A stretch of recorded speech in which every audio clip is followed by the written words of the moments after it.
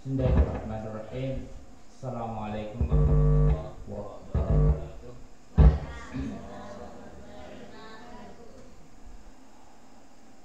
Alhamdulillah wa syukurillah, summa salatu wassalamu ala rasulillah wa ala alihi wa sahbihi ajma'in.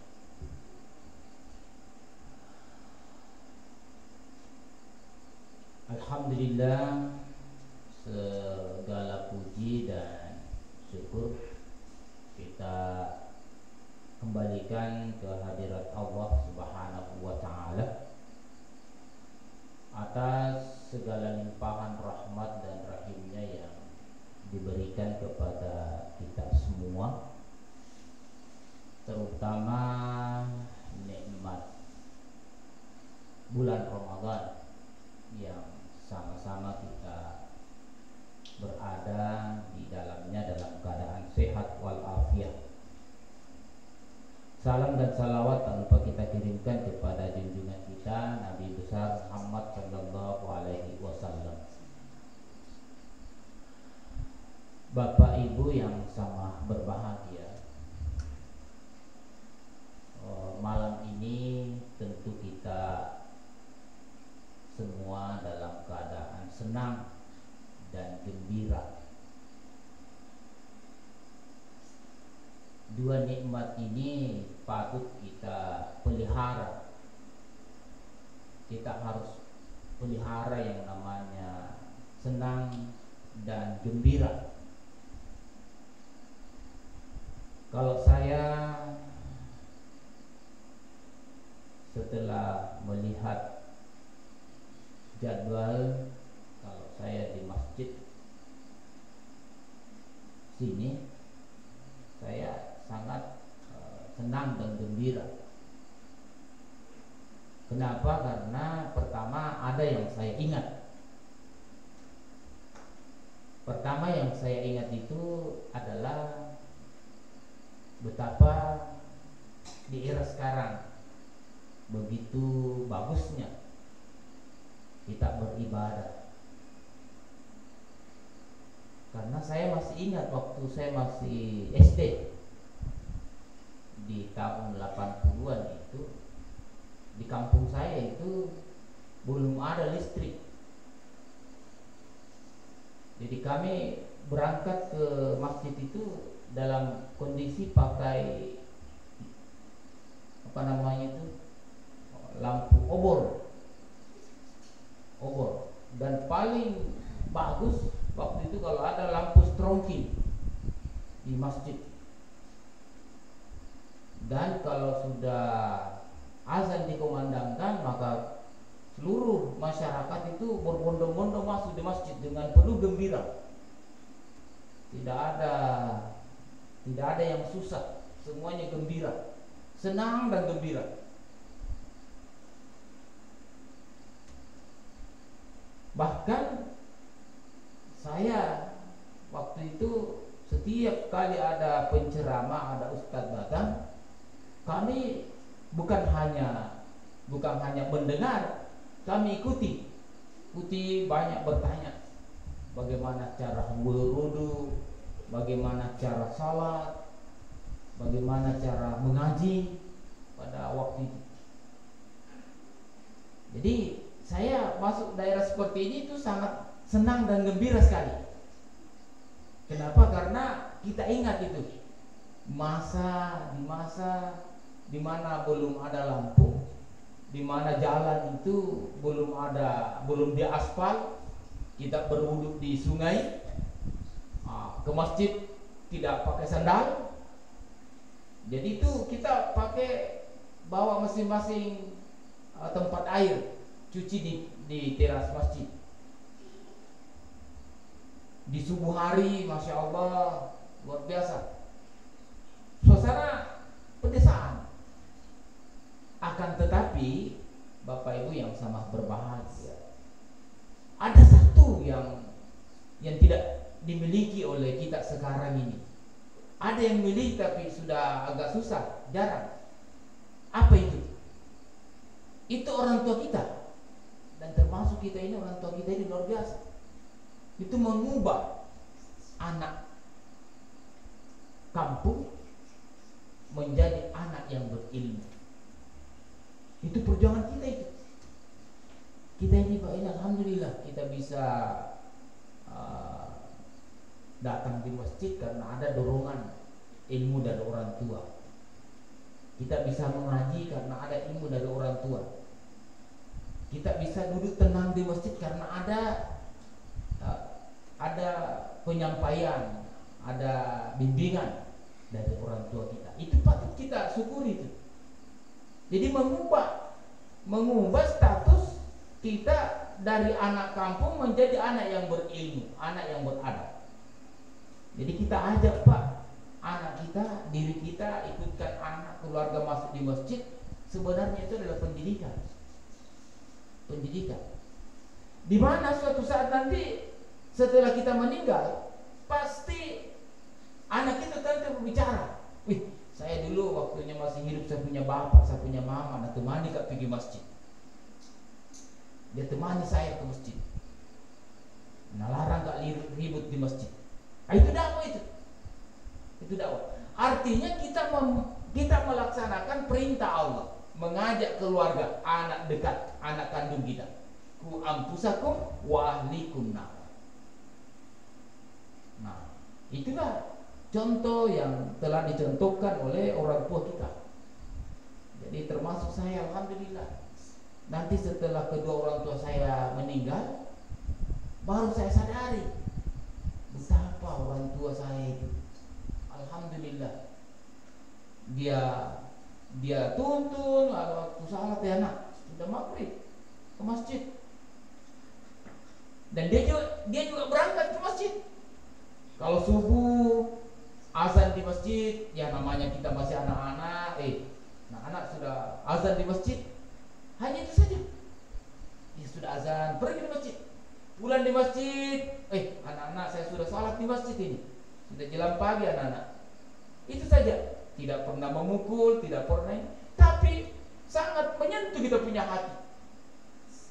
Sangat menyentuh kita punya hati. Kenapa? Karena dia yang suruh kita, dia juga amalkan. Itu yang dimiliki orang tua kita dulu itu. Sampai sekarang orang tua kita begitu. Dia suruh kita ke masjid, tapi memang dia ke masjid. Dia suruh kita sholat, karena memang dia sholat. Sekarang ini kenapa anak kita banyak yang terbalik?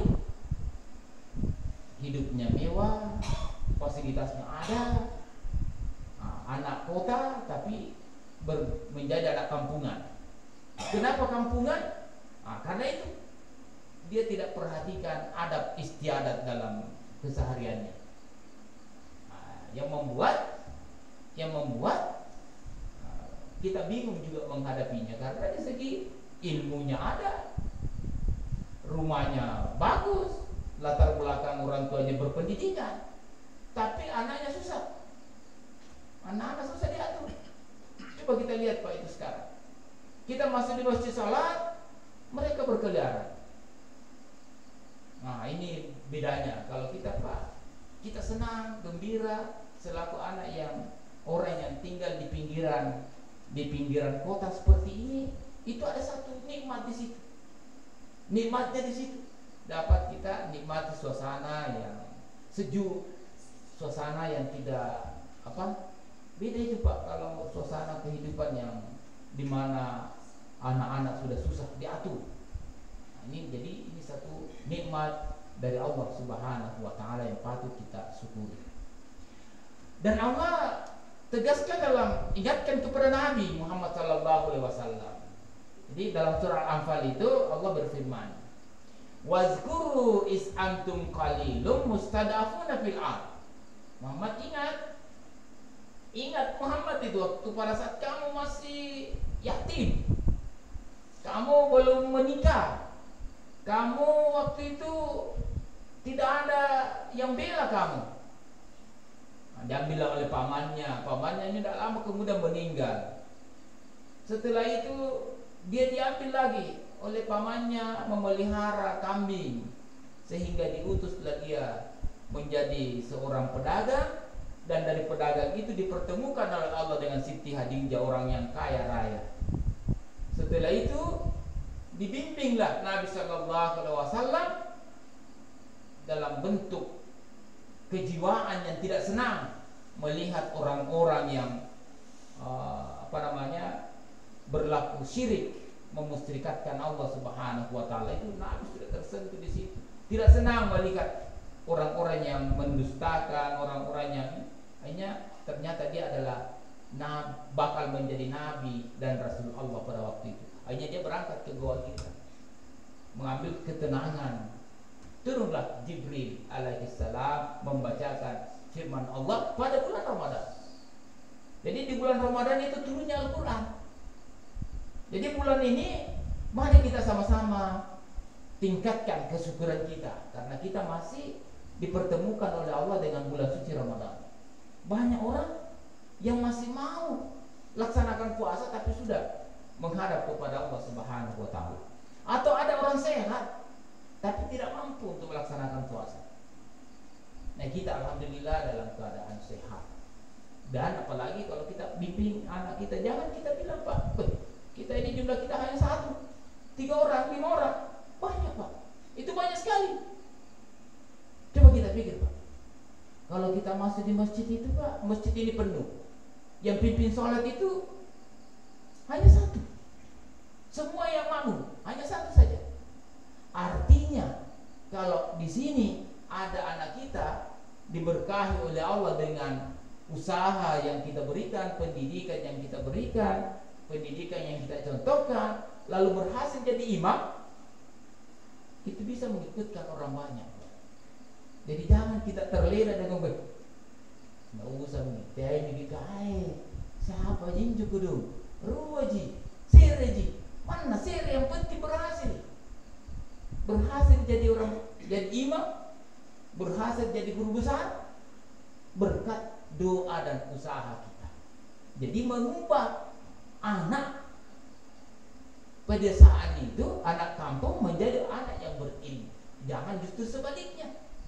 Anak yang berilmu, anaknya orang berilmu, anaknya orang beradab, kembali menjadi anak kampungan.